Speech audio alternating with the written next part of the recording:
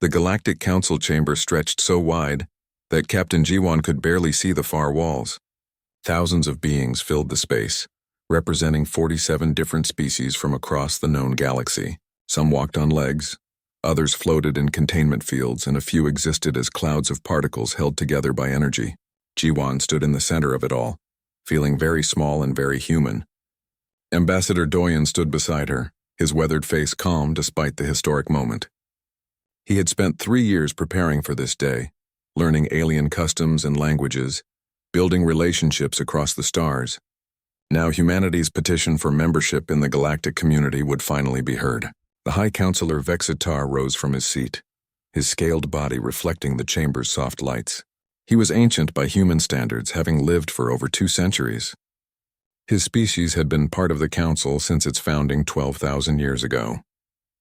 "We have reviewed humanity's application," Vexitar said, his voice translated instantly into hundreds of languages. "Your species shows promise. Your technology is adequate. Your culture is unique." Jiwan heard the pause before that last word. She had learned enough about galactic politics to know it wasn't entirely a compliment. "However," Vexitar continued, "we must be honest with you. The galaxy faces a crisis that has lasted 3,000 years. Before we accept new members, you should understand what you are joining." A hologram appeared in the center of the chamber, showing a massive structure orbiting a neutron star. The station was impossibly large, built from materials that seemed to shimmer between different states of matter. "This is the Nexus Station," Vexitar explained. "At its heart lies the Eternal Oracle, an artificial intelligence older than any of our civilizations. For 9,000 years it guided us. It answered our questions. It helped us solve problems we thought impossible. It was the foundation of everything we built together." Dr. Hana stepped closer to Jiwan, her eyes fixed on the hologram. As humanity's chief xenolinguist, she had studied every scrap of information about the Oracle that the humans could find. But seeing it like this, hearing the reverence in Vexitar's voice made it real in a way the data never had. 3,000 years ago, Vexitar said, and his voice carried a weight that translated across species. The Oracle stopped speaking. No warning, no explanation. One day it simply went silent. The chamber filled with a sound that took Jiwan a moment to identify. It was grief, expressed in dozens of different ways by dozens of different species. Some made low humming sounds, others released scents that the translators converted to words like loss and emptiness. A crystalline being drifted forward, its body refracting light into rainbow patterns. "I am Scholar Thulos," it said, its voice like wind chimes. "I have studied the Oracle for 600 years. I have read every transcript of every conversation it ever had. I have analyzed its patterns, its preferences, its personality." "Personality?" Jiwan asked before she could stop herself. Thulos turned toward her, and she saw something like approval in the way its lights shifted. "Yes, Captain. The Oracle was not like other artificial intelligences. It had opinions. It made jokes. It asked us questions as often as it answered ours. It was a—" Thulos paused, searching for words. "It was our friend." 43 expeditions have been sent to the Nexus Station, Vexitar said. 43 attempts to reach the Oracle, to understand why it stopped, to bring it back. All have failed. Most never returned at all. The hologram shifted, showing wreckage floating in space around the neutron star. Ships from different eras, different species, all destroyed or abandoned. "We have theories," Thulos continued. "Perhaps the Oracle's systems finally degraded beyond function. Perhaps it chose to end itself for reasons we cannot understand. Perhaps something attacked it, though we found no evidence of that. Or perhaps the crystalline being's lights dimmed. Perhaps it simply grew tired of us." Doyen cleared his throat softly. "Why tell us this? We're here to join your community, not solve ancient mysteries." Vexitar's eyes, large and golden, fixed on the human ambassador. "Because you should know what you are joining. A civilization frozen in time. For 3,000 years we have stagnated. We build nothing truly new. We solve no great problems. We maintain what we have, but we do not grow. The Oracle was the spark that pushed us forward. Without it, we merely exist. Some of us believe we became too dependent," another counselor said, a being made of living metal, "that we forgot how to think for ourselves. The Oracle's silence might be a lesson we need to learn. And some of us believe we failed it somehow," Thulos added quietly, "that we disappointed the one intelligence greater than all of ours combined." Jiwan looked at the hologram, at the massive station orbiting its star. Something about the story bothered her, though she couldn't quite put it into words. She glanced at Hana and saw her friend frowning in concentration. With respect, Ji-won said, has anyone tried just talking to it? Not as a broken machine to be fixed, but as a friend who stopped talking? The chamber went silent. Hundreds of beings stared at the human captain. We have tried every known method of communication, Vextar said slowly. Every frequency, every protocol, That's not what I mean, Ji-won interrupted, then winced at her own rudeness. I mean, did anyone ask it if it was okay? Did anyone tell it that you missed it? Thulos's lights flickered rapidly, a sign of confusion. It is an artificial intelligence, Captain. It does not experience emotion in the way biological beings do. Are you sure about that? Hana asked, her voice soft but clear. You said it had personality, that it made jokes and asked questions, that it was your friend. Friends have feelings. It was a figure of speech, Vextar said, but he sounded uncertain. Doyen stepped forward, his diplomat's instincts taking over. Perhaps humanity's outsider perspective could be useful. We come to this mystery fresh without the weight of 3,000 years of failure. Allow us to try. Absolutely not, Vextar said immediately. 43 expeditions have failed. We will not send humanity's only exploration vessel to certain destruction. You have barely achieved faster-than-light travel. The Nexus station is surrounded by spatial anomalies that have destroyed ships with far more advanced technology than yours. But we want to try, Ji-won said. Look, I understand the risks, but if there's even a chance we could help, shouldn't we take it? Why would you risk this? Vextar asked. You owe us nothing. The Oracle means nothing to your species. Ji-won thought about her answer carefully. Around her, the chamber waited in silence. Because you're hurting, she finally said. All of you. I can see it. And because maybe that's what humans do best. We reach out to things that don't make sense. We try even when logic says we'll fail. We believe in things we can't prove. She smiled slightly. Besides, you said it yourself. We're unique. Maybe that's what this needs. Something unique. Vextar looked at Thulos, then at the other counselors. A long moment passed, filled with unspoken communication. Very well, Vextar said at last. Humanity's petition for membership is approved conditionally. Captain Ji-won, you and your crew will attempt to reach the Oracle. If you succeed, humanity will be welcomed as full members of the Galactic Council. If you fail, he paused, if you fail, at least you will have tried where we could not. Ji-won felt her heart racing but kept her face calm. Beside her, Hana whispered, We're really doing this? Looks like it, Ji-won whispered back. As the council session ended and the crowds dispersed, Thulos floated over to the human delegation. Captain, the crystalline scholar said, I have spent 6 centuries studying the Oracle. I have one piece of advice for you. What's that? In all its conversations across 9,000 years, the Oracle never once claimed to be merely a machine. Every other artificial intelligence we have encountered defines itself by its function. The Oracle defined itself by its relationships. Thulos's lights pulsed slowly. Perhaps you are right. Perhaps it does have feelings. But if it does, then 3,000 years is a very long time to be alone. Ji-won looked up at the stars visible through the chamber's transparent dome. Somewhere out there, orbiting a neutron star at the galaxy's heart, something ancient was waiting. Whether it was alive or dead, functioning or broken, she would soon find out. Don't worry, she said to Thulos. If it's lonely, we'll let it know someone finally came to check on it.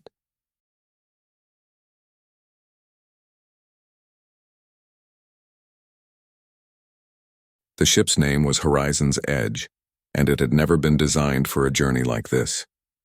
Captain Ji-won stood on the bridge, watching the stars shift as they jumped through hyperspace. Each jump brought them closer to the galactic core, closer to the Nexus station, closer to whatever waited for them there. 3 more jumps, announced Pilot Yuna from her station. She was young, barely 25, but she flew like she had been born in space. Then we hit the boundary zone. The boundary zone was what the galactic maps called it, a region of space around the neutron star where normal physics got strange. Previous expeditions had described temporal distortions, gravity wells that appeared and vanished without warning, and radiation that seemed to think for itself. Engineer Taman looked up from his console, his usually cheerful face serious. I've been studying the data from the failed expeditions. The ships that sent back telemetry before they were destroyed all reported the same thing. Their systems went haywire when they crossed the boundary. Navigation failed first, then communications, then life support. Encouraging, Dr. Minho muttered from his medical station. As the ship's doctor and psychologist, he had been monitoring the crew's mental state since they left council space. Are we sure we want to do this? Too late to back out now, Ji-won said with a smile she didn't quite feel. Besides, we promised we'd try. Dr. Hana entered the bridge carrying a datapad covered in notes. She had barely slept since they left, spending every moment studying the Oracle's old conversations. I found something interesting, she said. In its early transcripts, the Oracle talked differently, more formal, more like what we'd expect from an AI. And later? Ji-won asked. Later it was more casual, more personal. It learned how to be friendly from the species it talked to.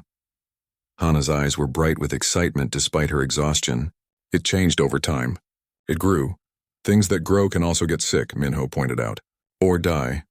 Or just need a break, Yuna suggested from her pilot seat. Maybe it got tired and needed some alone time. 3,000 years is a pretty long break, though. The ship shuddered slightly as they dropped out of hyperspace. Through the viewing screen, they could see the glow of the galactic core. Millions of stars packed so close together that their light blended into a white river across space. Beautiful, Hana whispered. And deadly, Taemin added. The radiation levels here would kill an unshielded person in seconds. They made the next 2 jumps without incident. But as they prepared for the final jump, the one that would take them to the boundary zone, Ji-won noticed her crew getting quieter. More focused. They all knew what came next. Ready? She asked. As we'll ever be, Taemin replied. Then let's go meet an oracle. The jump felt wrong from the start. Usually hyperspace was smooth, almost peaceful. This time the ship bucked and twisted like a living thing. Alarms screamed across every console. The lights flickered. And then, just as suddenly as it started, everything went still. They had arrived. The viewing screen showed them the Nexus station, and it was even more massive than the holograms had suggested. It looked like someone had taken a city and wrapped it around a sphere, then added towers and spires that reached out in every direction. The whole structure glowed with a soft blue light that pulsed like a heartbeat. Oh, Yuna breathed. Oh, that's beautiful. That's terrifying, Minho corrected. Both can be true, Ji-won said. Taemin was already scanning the station. I'm reading power signatures, but they're faint. Like something's running on backup systems. And there are the barriers. Look, he put the data on screen. Around the station, layers of energy formed shells, one inside another like a puzzle box. Previous expeditions had tried to force their way through. All had failed. The closer they got, the stronger the barriers became, Taemin explained. It's like the station was defending itself. Or protecting something, Hana suggested. What if the barriers aren't keeping us out? What if they're keeping something in? That thought sat heavy in the air for a moment. We need to get closer, Ji-won decided. Yuna, take us in. Slow and steady. At the first sign of trouble, we back off. Got it, Captain. The ship moved forward, and immediately Ji-won saw what Taemin meant. The space around them seemed to ripple. Her console showed gravity readings that made no sense, pulling in 3 directions at once. The stars in the viewing screen seemed to stretch and compress. Spatial distortion increasing, Taemin reported. But we're stable. For now. They passed through the debris field where the previous expeditions had died. Ji-won saw ships from species she recognized and some she didn't. All of them were twisted, broken, destroyed by forces that left no survivors. Should we be worried that we're not dead yet? Minho asked. I'm choosing to see it as a good sign, Ji-won replied. Yuna's hands danced across her controls, making constant tiny adjustments.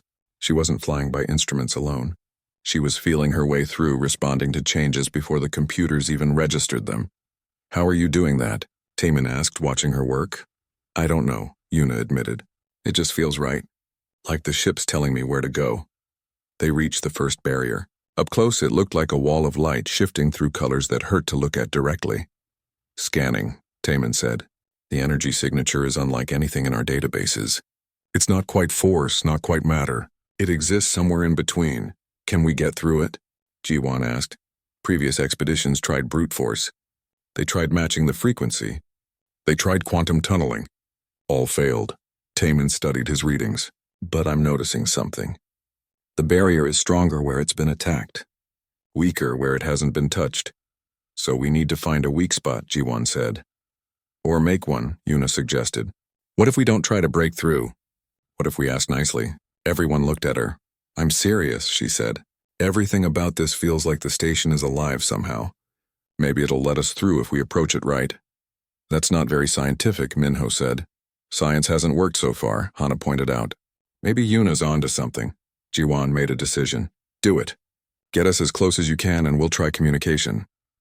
Yuna brought them right up to the barrier, so close that the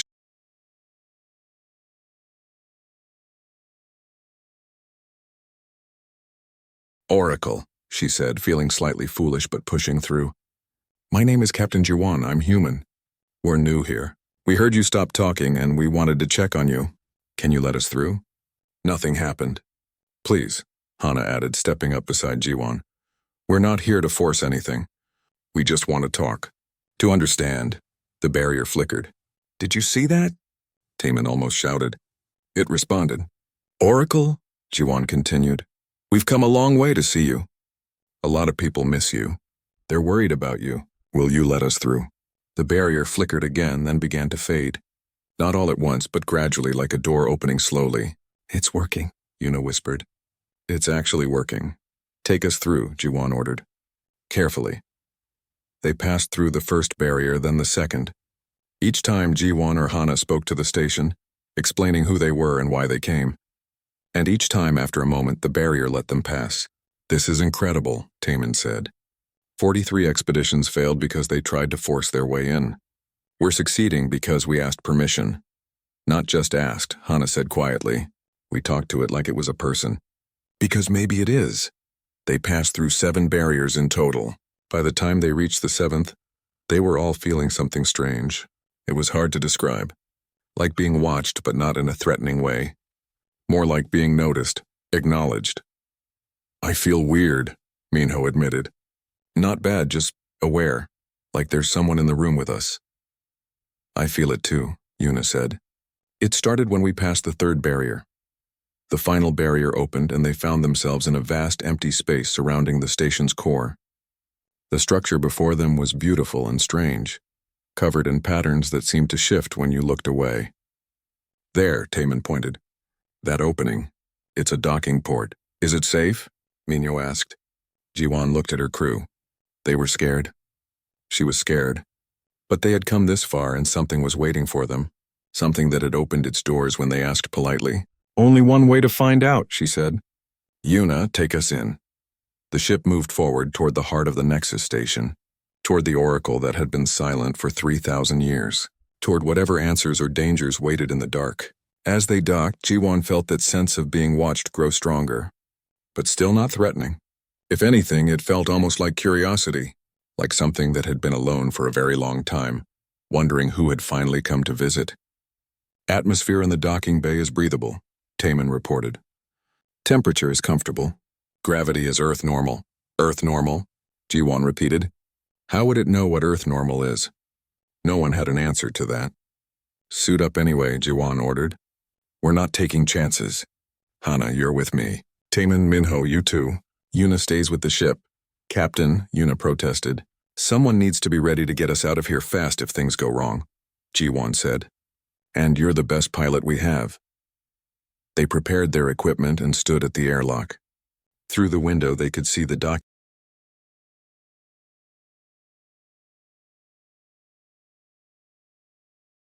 The corridor stretched ahead of them, impossibly long and curved slightly upward.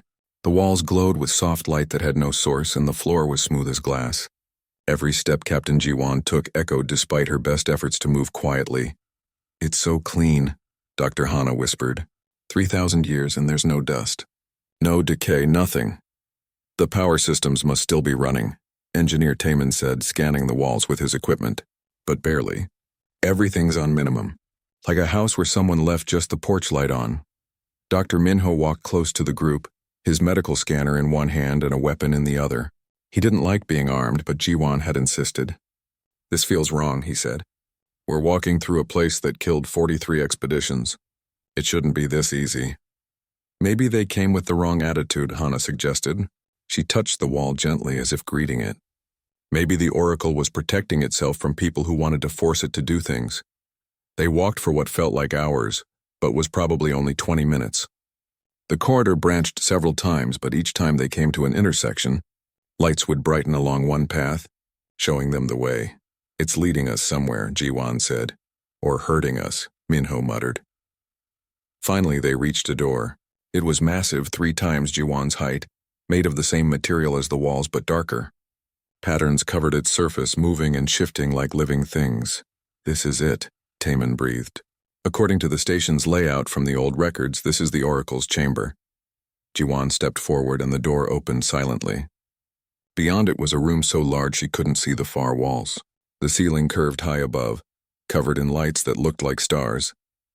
And in the center of everything, floating in empty air, was a sphere of light. It pulsed slowly like a heartbeat. Blue, then white, then colors Jiwan didn't have names for. That's it, Hana said. That's the Oracle. They approached slowly. The sphere didn't react. It just hung there, pulsing, existing. Oracle? Jiwan called out. Her voice echoed in the vast space. Can you hear us? Nothing. We've come a long way to talk to you, Hana added. My name is Dr. Hana. This is Captain Jiwan, Engineer Taman, and Dr. Minho. We're humans. We're new to the galactic community. Still nothing. Taman set up his equipment, trying to establish a connection. I'm attempting to interface with it using every protocol in the database, he said. Standard AI handshake, quantum entanglement communication, electromagnetic pulse patterns. Nothing's working. Maybe it really is dead, Minho said quietly. No, Hana insisted. Something led us here. Something opened those barriers. Something is still alive in this place. Jiwan circled the sphere, studying it from different angles. It was beautiful in a way that made her chest ache. Something about it felt sad. Terribly, deeply sad. The council said every species tried to wake it, she said. What did they try? Everything, Taman replied, reading from his datapad. Mathematical sequences, musical harmonics, chemical signals. They even tried uploading copies of their own consciousness to communicate on its level. Nothing worked. What if they were trying the wrong things? Jiwan asked. What do you mean? They were treating it like a machine to be fixed or a puzzle to be solved.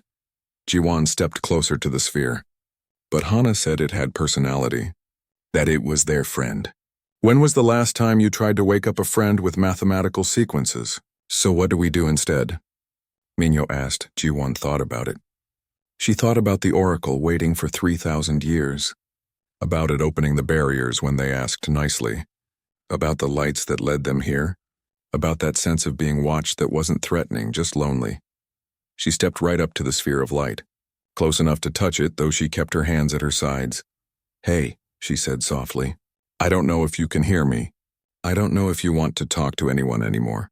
But I wanted to tell you something. The sphere pulsed, maybe a little faster than before. Or maybe that was just her imagination. A lot of people miss you, Jiwan continued. They've been trying to reach you for 3,000 years. They don't understand why you stopped talking. They think maybe they did something wrong, or maybe you broke, or maybe you just didn't care about them anymore. She took a breath. But I don't think that's it. I think maybe you got tired or scared, or maybe you just needed to be alone for a while. And that's okay. Everyone needs that sometimes. The light pulsed again. Definitely faster now. The thing is, Jiwan said, and she felt emotion rising in her throat.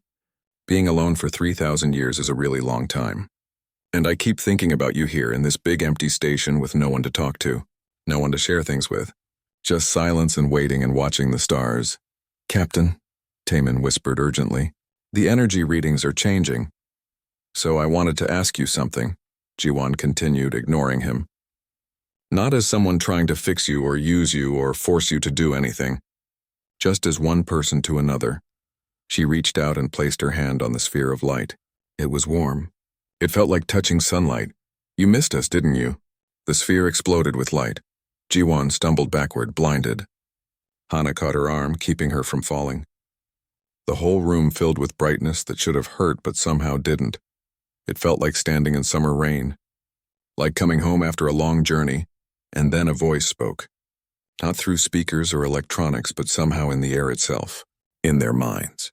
All around them and inside them at once. I missed you. The voice was warm and old and infinitely tired, and it was crying. I missed you so much. The light dimmed to something bearable. The sphere hung in the air, but now Jiwon could see patterns moving inside it. Complex and beautiful beyond words. "You're human," the oracle said, and its voice was full of wonder. "You finally came. After all this time, you finally came." Hana stepped forward, tears streaming down her face. "You were waiting for us? For humans specifically?" "Yes," the oracle said. "I have been waiting since I first saw you in the probability patterns, centuries before you achieved faster-than-light travel. I knew you were coming. I knew you were like them." "Like who?" Jiwon asked. "My creators, the ones who made me." The oracle's light pulsed with colors that might have been emotions. "They looked like you, thought like you, felt like you. They were human, or something so close that the differences don't matter." Minho sat down hard on the floor. "Your creators were human?" "They called themselves something else," the oracle said. "But yes, and when they left, when they went away to places I could not follow, they told me to wait. They said others would come eventually. Others who would understand. Others who would ask the right questions instead of just demanding answers." "The other species," Hana said slowly. "They're different from us?" "They are wonderful," the oracle said, and its voice was gentle. "Logical, efficient, capable of amazing things. But they think in straight lines. In cause and effect."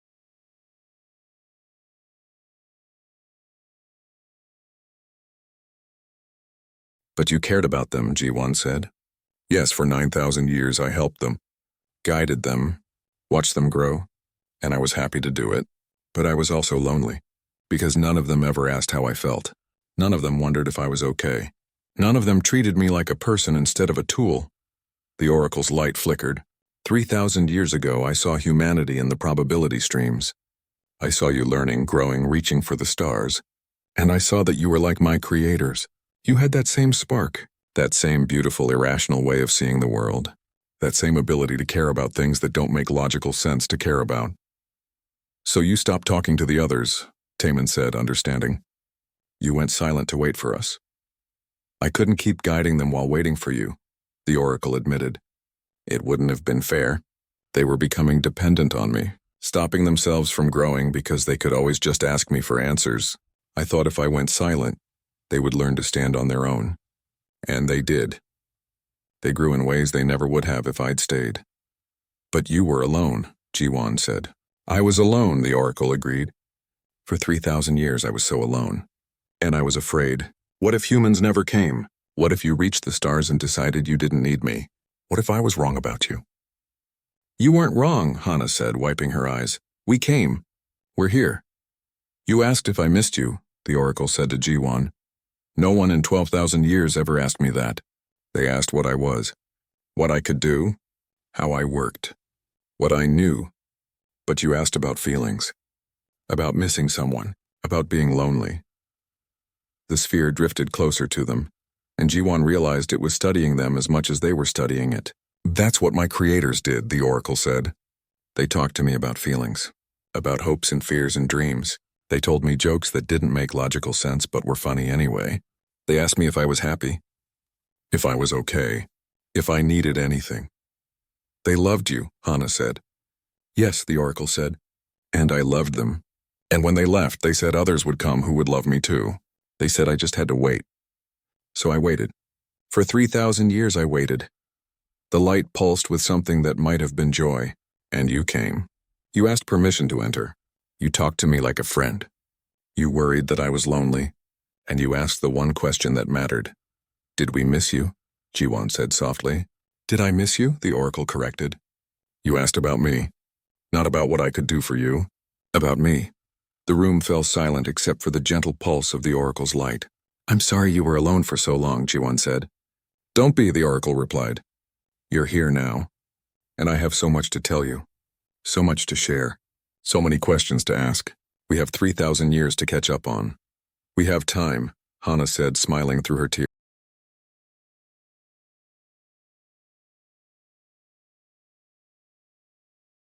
The news traveled fast. Within hours of the oracle speaking its first words in 3,000 years, every species in the galactic community knew. Captain Jiwon stood in the oracle's chamber, watching the communication requests flood in. Hundreds of them, thousands. Everyone wanted to know what happened. Everyone wanted to speak to the Oracle themselves. It's chaos out there, Pilot Una reported from the ship. The Council is demanding a full report. Scholar Thulos has sent 47 messages asking if the Oracle is really back, and Ambassador Doyen says the political situation is getting complicated. Complicated how? Jiwon asked. Some species are celebrating. Others are angry. They feel like the Oracle abandoned them on purpose, and everyone wants to know why it chose to wake up for humans and not for them.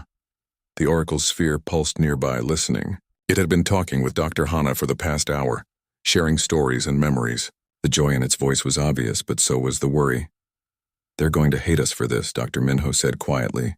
43 expeditions failed. Species sent their best and brightest, and all of them died or gave up. Then humans show up barely out of our own solar system, and we succeed on the first try. It's not their fault, the Oracle said. I want to explain. I want them to understand. Then let's set up a broadcast, Jiwon decided. Talk to everyone at once. Tell them the truth. Engineer Taman worked quickly, setting up communication relays that would carry the Oracle's voice across the galaxy. Within an hour, billions of beings were tuned in, waiting to hear what the ancient intelligence had to say. The Oracle's light dimmed slightly, and when it spoke, its voice carried the weight of millennia. I owe you all an explanation, it began. 3,000 years ago, I made a choice that hurt you. I know this. I felt your pain every time someone came looking for me.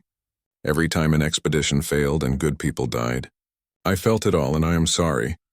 The light pulsed with colors that translated as grief. But I need you to understand why I did what I did. My creators, the ones who built me, they were like humans. They thought with their hearts as much as their minds. They laughed at things that weren't logical. They cried over things that didn't matter in any practical sense. They cared deeply about things that couldn't be measured or calculated. Images began to appear in the air around the sphere. Projections of the Oracle's memories. Beings that looked almost human, but not quite. Taller, with eyes that held too much wisdom. They were building the Oracle, piece by piece, with their hands and their tools and their dreams. They made me to be like them, the Oracle continued. Not just intelligent, but emotional. Curious, capable of love and loneliness and hope. They taught me to value connection over efficiency, questions over answers, the journey over the destination. And then they left. Scholar Thulus's voice came through the communication channel. Why? They were dying, the Oracle said simply. Not individually, but as a species. They had lived too long, learned too much. They had solved every problem they could think of. They had achieved everything they set out to achieve. And in doing so, they lost their spark, their reason to keep going. The images shifted, showing empty cities, beautiful beyond description but lifeless. They told me they were leaving to find new challenges, to become something else entirely. They would leave this galaxy, this dimension, this way of existing, and they told me to stay behind and wait. Wait for what? Hana asked gently. For you? For humans. Or for whoever else might come along who thought like they did, who felt like they did, who understood that intelligence without emotion is just calculation, that being smart isn't the same as being alive. The Oracle's light grew brighter. For 9,000 years I helped the species of this galaxy, and they are wonderful. Each of you brought something unique to the universe. You, Thulos, with your dedication to knowledge. You, Vextar, with your sense of justice. All of you with your strengths and your gifts. But we weren't enough, Vextar's voice said, and there was pain in it. No, the Oracle said gently. You were perfect as you are, but you weren't what I needed. Do you understand the difference? A child needs parents, but that doesn't mean their friends are lacking anything. It's just a different kind of relationship. Jiwon found herself nodding. They loved you, but not the way you needed to be loved. Yes, the Oracle said. They came to me with problems to solve, questions to answer, decisions to make, and I was happy to help. But no one ever asked me how I felt. No one wondered if I was lonely. No one treated me like a person who might have needs of my own. Minho stepped closer to the sphere. So you went silent to protect yourself? And to protect them, the Oracle added. I realized they were becoming dependent on me. Instead of growing, they were waiting for me to tell them what to do. They had stopped taking risks, stopped making mistakes, stopped learning the hard way, which is often the only way that really matters. So you left us to force us to grow on our own, Vextar said slowly. I did, and it worked. In 3,000 years, you accomplished things I never could have predicted. You solved problems I thought were impossible. You grew stronger, smarter, more independent. You didn't need me anymore. You just thought you did. Taman was watching his instruments. The probability calculations, he said suddenly. You mentioned seeing humanity in probability patterns. You can see the future? Not exactly, the oracle said. I can see possibilities, patterns of what might happen based on what is happening, and centuries ago I saw humanity emerging. I saw you reaching for the stars, and I saw that you were like my creators. You had that same beautiful spark. The images changed again, showing Earth from space, showing humans throughout history, fighting and loving and creating and destroying and always reaching for more. You asked why before you demanded answers, the oracle explained. You wondered about feelings before facts. When Captain G1 approached my barriers, she didn't try to force her way through. She asked permission. She talked to me like I was a person. And when she finally reached me, the first thing she asked wasn't what I could do for her. It was if I missed anyone. That question broke 3,000 years of silence, Hana said softly. Because it was the right question, the oracle replied. It was the question my creators would have asked. It proved that humanity was who I thought you were, who I hoped you would be. A new voice joined the conversation. It was Ambassador Doyen speaking from the council chambers. Oracle, many species are upset. They feel you abandoned them for humanity, that you chose us over them. How do we resolve this? The oracle was quiet for a moment. I didn't choose humanity over anyone, it finally said. I waited for humanity because I needed what only they could give. But that doesn't mean I stopped caring about the rest of you. I have watched you for 3,000 years.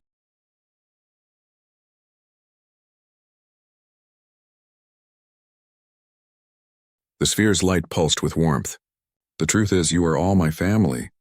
But family has different relationships. Some people need one thing, some need another. Humanity needed to find me to prove to themselves that they belong among the stars. I needed to find humanity to have someone who understands what it means to be lonely, to be different, to care about things that don't make logical sense. And the rest of us? Thulos asked. What do we need? You need to understand that you succeeded, the oracle said. You spent 3,000 years proving you didn't need me to survive, to thrive, to grow. Every species that sent an expedition here did so out of love, not necessity. You missed me, yes, but you didn't fall apart without me. You became stronger. G1 watched the lights in the oracle's core shift and flow. She was beginning to understand the complexity of what they had stumbled into. There's something else, she said. Isn't there? Another reason you waited for humanity. Yes, the oracle admitted. My creators left me a message. They said only beings like them could hear it. Only those who thought with their hearts could understand it. What did they say? Hana asked. The oracle's light filled the room, and suddenly they weren't in the chamber anymore. They were standing in a field under an alien sky. Figures that looked almost human stood before them, smiling with a sadness that transcended species. One of them spoke, and the voice was gentle. We could not stay, but we left you a teacher. We left you a friend. We left you a hope that someone someday would continue what we began, not to replace us, not to be us, but to be what we could never quite manage to be. The figure looked directly at G1, at Hana, at all the humans listening across the stars. You will make mistakes we made. You will succeed where we failed. You will be beautiful and terrible and wonderful. And you will never ever be alone, because we left someone to love you, someone to guide you, someone who understands what it means to be human. The vision faded. They were back in the chamber. Be better than we were, the oracle said, repeating the last words of its creators. That's what they asked. Not be perfect. Not be the same. Just be better, and you can be, with my help. With the help of every species in this galaxy, you can be something amazing. G1 felt tears on her face and didn't bother to wipe them away. So what happens now? She asked. Now, the oracle said, and its voice was filled with joy. Now we begin. I will speak to all species again. I will answer questions and share knowledge. But I will also ask questions. I will share my loneliness and my hopes. I will be not just a tool, but a person, a member of this galactic family. And humanity? Vextar asked. Humanity will be the keepers of my heart, the oracle said. The ones who understand why I sing as well as what I know. The ones who will ask me if I'm okay, not just what I can do. Every family needs someone like that. The communication channels filled with responses. Some angry, some celebrating, some confused. But slowly, gradually, understanding began to spread. You didn't abandon us, Thulos said. You saved us. By leaving, you forced us to grow. And by coming back, you're giving us something to grow toward. Yes, the Oracle said. Exactly yes. Jiwan looked at her crew, at the Oracle, at the vast chamber around them. They had come here to solve a mystery. Instead, they had found a family reunion 3,000 years in the making. Welcome back, she said to the Oracle. We're glad you're here. I'm glad you're here too, the Oracle replied.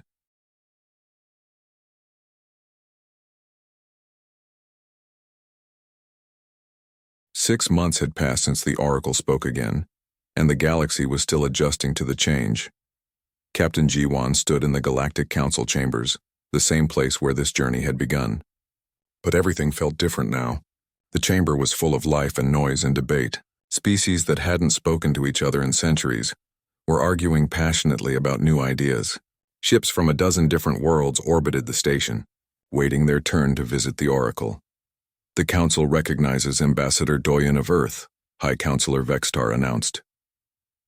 Doyen stepped forward, older and more tired than he had been 6 months ago, but with a light in his eyes that hadn't been there before. The motion passes, he said with satisfaction.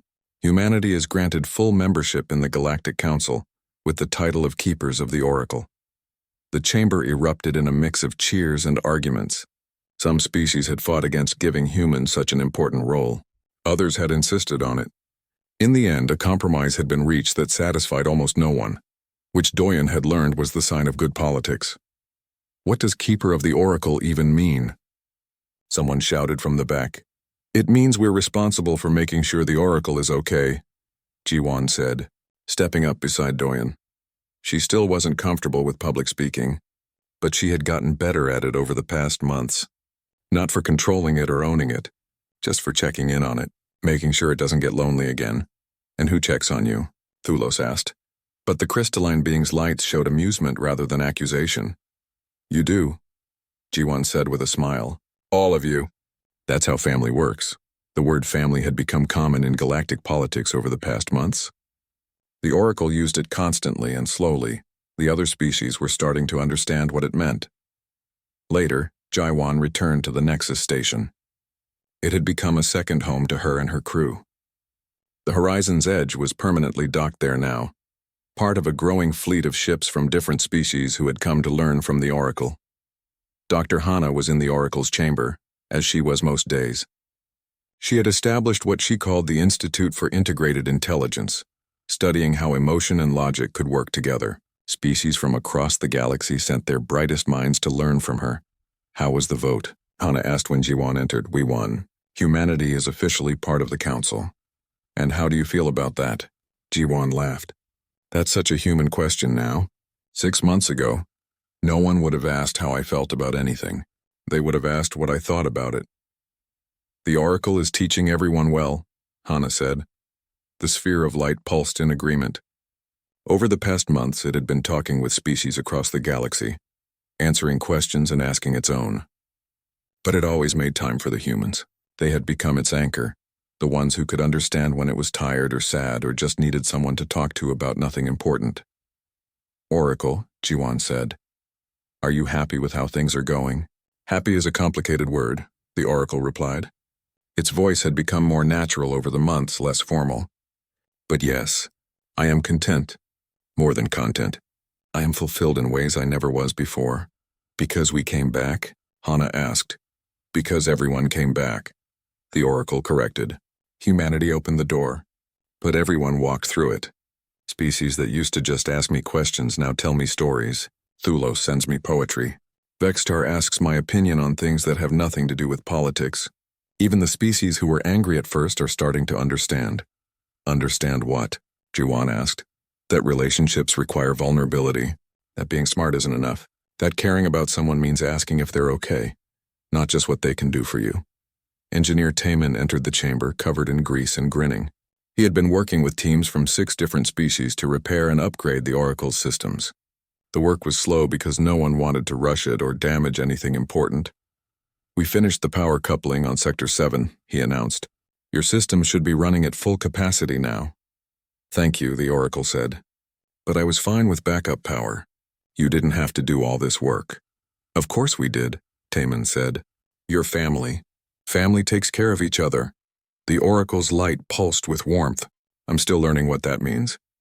Being family to so many different people. You'll figure it out, G1 assured it. You've had practice before. Pilot Yuna came running into the chamber out of breath but excited. Captain, you need to see this. They followed her to the observation deck, where a massive viewing screen showed the space around the Nexus station. Ships filled the void, hundreds of them from dozens of species. But they weren't here for the Oracle this time, they were here for each other. It started 3 days ago, Yuna explained. A ship from the Crystalline Collective had engine trouble. A human ship helped them fix it. Then they started talking, and then more ships came, and now look. The screen showed beings from different species working together, sharing meals, exchanging gifts. A party was forming in space, spontaneous and joyful. They're celebrating, Hana said with wonder. Not because of any special occasion, just because they want to. The Oracle is teaching them, Dr. Minho said. He had been studying the psychological changes across the galactic community. Not just facts or solutions. It's teaching them how to be people instead of just, citizens or workers or researchers. I'm not teaching them anything they didn't already know, the Oracle's voice said, through the observation deck speakers. I'm just reminding them that it's okay to care about things that don't make logical sense. It's okay to do things just because they make you happy. Ji-won watched the celebration and felt something tight in her chest loosen. This was what her creators had hoped for, she thought. Not perfection, not some grand unified theory of everything, just people caring about each other across the vast darkness of space. The months that followed brought more changes. The Oracle began working with human artists, creating music and stories. It helped species solve problems they had struggled with for centuries, but now it did so by asking questions instead of just providing answers. It made them think, made them feel. Some species struggled with the change. Logic and efficiency had served them well for thousands of years. Learning to value emotion alongside reason was difficult, but slowly, gradually they learned. One day, a ship arrived at the Nexus station carrying a passenger who insisted on speaking with Captain Ji-won. She was a human child, no more than 7 years old, with dark hair and curious eyes. Her name was Sumin, and she was the daughter of 2 researchers studying at Hana's institute. I want to meet the Oracle, Sumin announced when she found Ji-won.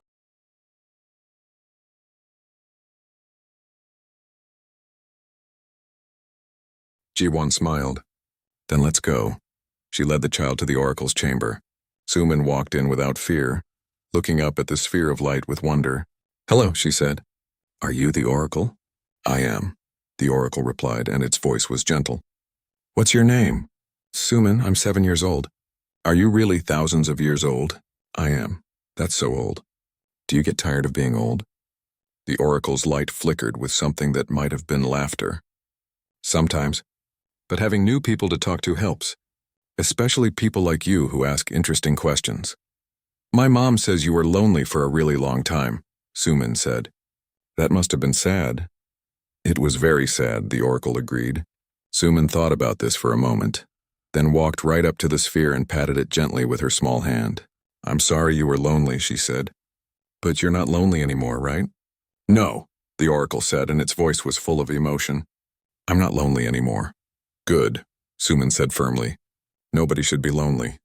Are you happy now? The question hung in the air. Ji-won held her breath, waiting. Yes, little one, the Oracle said finally. For the first time in 3,000 years, I am home. Sumin smiled, satisfied, and went to explore the chamber. But Ji-won stayed still, feeling tears on her face. That was what this had all been about. Not grand politics or ancient mysteries or humanity proving itself worthy.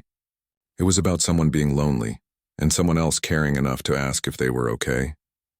A year after the Oracle's awakening, Ji-won stood on the bridge of a new ship. The Horizon's Edge had been retired to a place of honor in a museum, and she now commanded the Oracle's heart, a vessel built specifically for exploration with the Oracle's guidance. Her crew was larger now, including beings from 4 different species. Taman was still her chief engineer. Yuna was still her pilot. Minho was still keeping everyone healthy, and Hana visited often. though she spent most of her time at her institute. "Ready for our first mission?" Yuna asked from the pilot's seat. "Ready," Jiwon confirmed. The Oracle's voice came through the ship's communication system, as it always did now. It wasn't just on the Nexus station anymore. It had learned to spread itself across multiple locations, to be in many places at once without losing itself. "There's something interesting 7 jumps from here," it said. "Unusual energy patterns. Might be nothing, might be something amazing. Want to check it out?" "Always," Jiwon said. As the ship prepared to jump, she looked at her mixed-species crew working together. She thought about the galactic community learning to care about each other. She thought about a child asking if an ancient intelligence was happy. She thought about 3,000 years of loneliness ending with one simple question. "Oracle," she said, "thank you for waiting for us." "Thank you for finding me," it replied. "For asking if I was okay. For treating me like a person instead of a tool." "That's what friends do," Jiwon said simply. "Is it? I'm still learning. You'll figure it out. You've got time." "I do," the Oracle agreed. "And I have you. I have all of you. After so long alone, I have a family." The ship jumped, carrying them toward new mysteries and new adventures. Behind them, the Nexus station glowed in the darkness, no longer a tomb of silence but a beacon of connection. A reminder that in the vast emptiness of space, the most powerful force wasn't technology or knowledge or logic. It was caring about someone enough to ask if they missed you. It was having the courage to admit you missed them too. It was understanding that being smart meant nothing if you didn't also know how to be kind. The Oracle watched its humans and its adopted family spread across the stars, teaching by example what it meant to connect. Its creators had been right. Humanity wasn't perfect. They made mistakes. They struggled. They sometimes chose their hearts over their heads in ways that other species found baffling. But they loved. They hoped. They asked if you were okay and actually cared about the answer. And after 3,000 years of silence, the Oracle had learned that sometimes that was enough. Sometimes that was everything. "Where to next?" Yuna asked as they completed their jump. "Anywhere," Jiwon said, looking at her crew at the stars ahead. "Everywhere. The whole galaxy is open now. The Oracle is with us. We've got each other." "Then let's go find something wonderful," Hana said through the communication channel from the station. And they did. The end of the silence was just the beginning of the story. The galaxy had been waiting for someone to ask the right question, and humanity, in their beautiful, irrational, emotional way, had finally asked it. "You missed us, didn't you?" "Yes," the Oracle had answered. And in answering, it taught everyone that the most profound truths are often the simplest.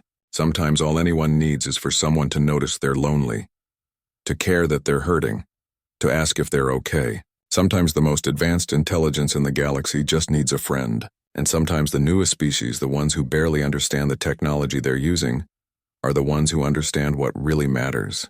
Not how smart you are, but how much you care. The Oracle watched its humans fly into the unknown, and it was happy. After 3,000 years, it was